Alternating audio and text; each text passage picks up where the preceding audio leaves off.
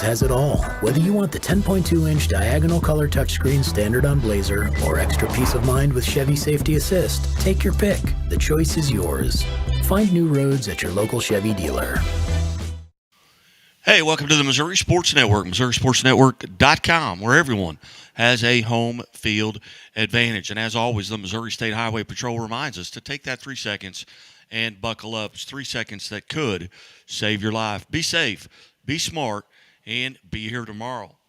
Welcome into the studio, current and future member of the Missouri Sports Network. Here is Mr. Kent Mueller from the Kansas City area, and playing on sports.substack.com at the bottom of the screen to see what he's been up to. We're going to visit with him. Kent, welcome to the show. Welcome into the studio. Well, thank you, Guy. I'm happy to be here. First off, we became acquainted here just a couple of weeks ago, just on virtue of some of the things that you've been doing for a while now. Building up quite an extensive library of student athletes from Missouri and Kansas who are playing at the NCAA Division I, Division II, and Division III levels. And before we get to talking about that, how did this kind of come about, and how long have you been doing it? Well, I have been actively doing this for a year and a half now. Pretty much the whole 3 seasons of last year, and then now I'm into the 3rd season of this school year. And a number of years ago, realized that, just being a high school sports fan, that there are a lot of good athletes from this area, and they go on and they play at the next level. And I found it interesting that those, by definition, who are the better athletes, who have the opportunity to go to the next level, are playing there doing wonderful things, but not very many people know. Because that just isn't reported back to the hometowns very well. So I took it upon myself to change that. So what I do is I comb through and I find out all of the graduates of every high school in Missouri and Kansas, and there's about 1,000 of those schools, all of those graduates who are playing any of 11 sports at any of the 1,100 NCAA D1, D2, or D3 schools. And then I group those together, and then I bring updates to my readers that in the form of their year-to-date stats, mid-season, and then postseason, and then also those who earn awards during the season. I bring those to them in bullet point format, so that so we can appreciate these athletes after they leave high school, and also that they can get the recognition that they deserve. If you go to the website there, it's at the bottom of the screen, the playingonsports.substack.com. I can kind of pull up and kind of share that website here with the people that are viewing the show right now. And your last newsletter went out, NCAA men's lacrosse, a mid-season look. And then you've got Division I softball mid-season, baseball, and you just click on whatever you'd like, and here's just some of the baseball stuff, the series.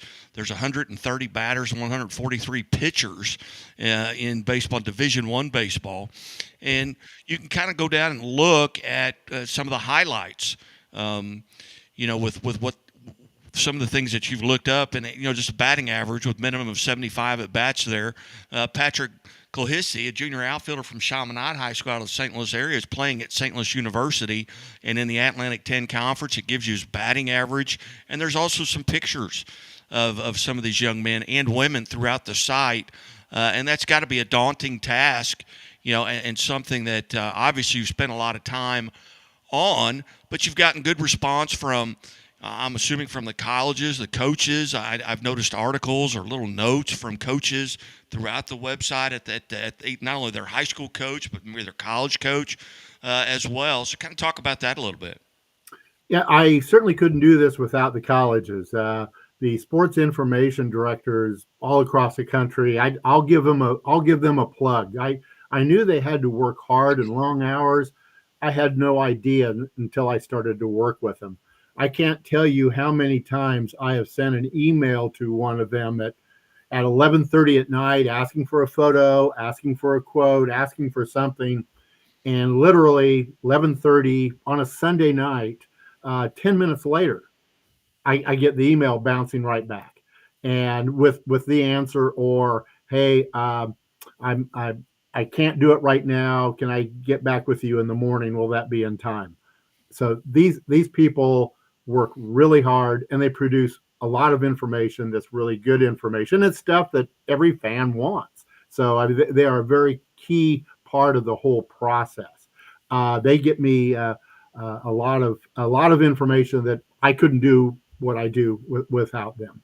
Also, the majority of my readers are high school coaches, administrators, athletic directors, the athletes themselves, families, and general fans, just like you and I.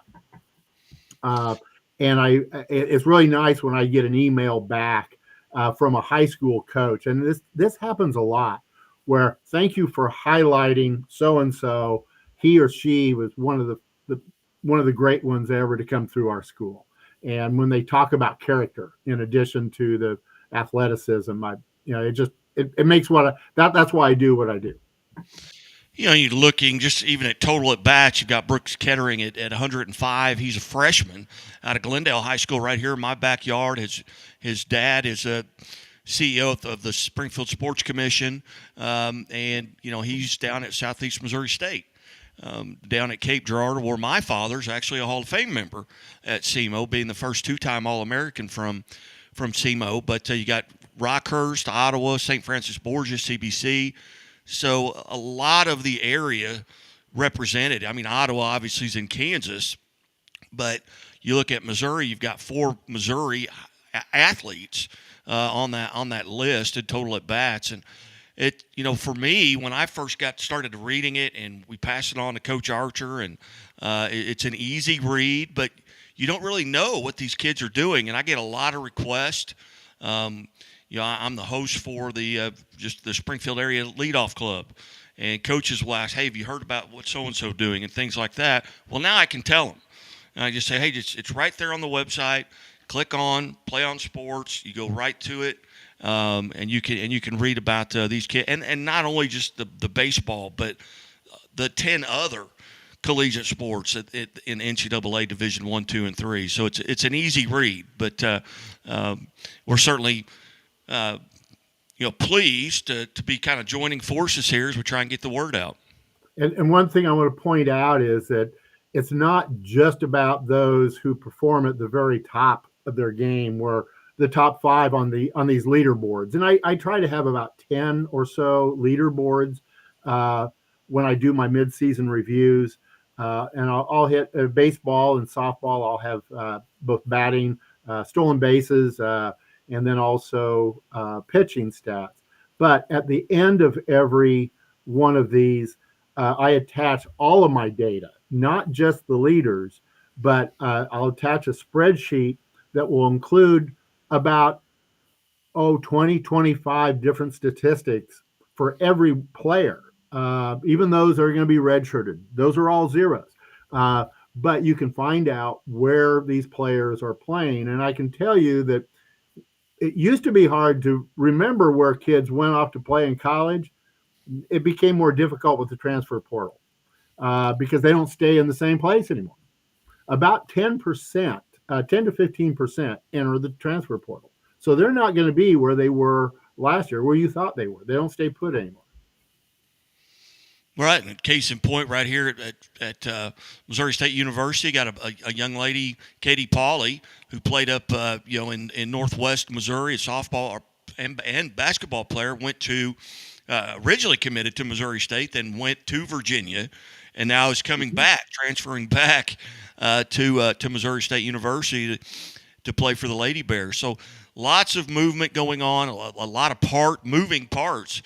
So to speak, with this, but we look forward, on a weekly or bi-weekly basis with our visit, the website, updating that. But we've also going to maybe undertake some new things that are going to be very challenging with regards to players in basketball who had scored 1,000 points in their career, and trying to come up with a list. And I can think of, when I was in high school, I can think of a couple players that I played with that I know scored 1,000 points. And then when I was an athletic director and an assistant principal, had a couple players while I was there that scored 1,000 points. So this list, because not every school will have one, but most schools are going to have 1,000-point scorer. Talk about that, if you will, and this new undertaking here as we head into the 24-25 basketball season.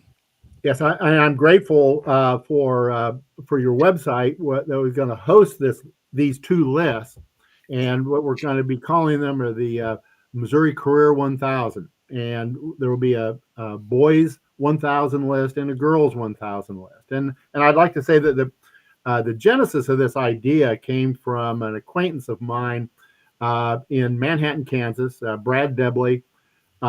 Just on his own, just because he is a huge women's basketball and girls basketball fan, just with his Twitter account, he started accumulating names and data for Kansas high school girls. He's up over 700. So when we look over with Missouri, I'm highly confident that there will be more than 1,000 girls and more than 1,000 boys. And he's shown me how he went about it, and so he's helpful. He's happy that we're doing this in Missouri. So I want to give him the credit for the idea, and also just let me in on just how enormous it is, how many people this is going to touch. So this is the beginning right here. It's not up on the website yet, but this is our first appeal to every coach, every fan out there, every administrator, every athletic director who has access to their school's list of 1,000-point scorers to please send that information in to us. And we have a special email address set up for that, which is Missouri Career 1000 at gmail.com. So Missouri Career 1000 at gmail.com.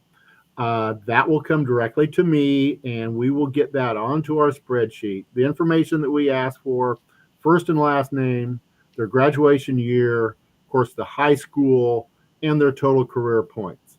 And when we have a certain number, we will publish that for the first time, and then we're going to add to that on an ongoing basis as we come across more historical data. And then, of course, every year there will be dozens more that we add because they cross that threshold that school year. Right, the email address is there at the bottom, MissouriCareer1000 at gmail.com. As that's scrolling there across the bottom, if you have a player and that has scored 1,000 career points, and on the boys' side, it could go back to 1930. Right. But on the women's side, you're probably looking at 1972 as maybe the earliest in the state of Missouri. But and we'll get more of that out to folks here via athletic directors, via MISHA, and but looking forward to that. And that's going to be a huge undertaking. You're talking about maybe between 2,000 and 3,000 student athletes on the boys and the girls side. But Kent, as always, we look forward to our weekly meetings here. You're listening to and watching the Missouri Sports Network at MissouriSportsNetwork.com here on Where Are They Now Wednesdays. And keep in touch. You can email MissouriCareer1000 at gmail.com, or you can email the Missouri Sports Network at gmail.com with comments, questions, and we will put you in touch with the right people. But and as always, the Missouri State Highway Patrol reminds us to take that 3 seconds and buckle up. It's 3 seconds that could save your life. Be safe, be smart, be here tomorrow, and as always, keep it on the Missouri Sports Network.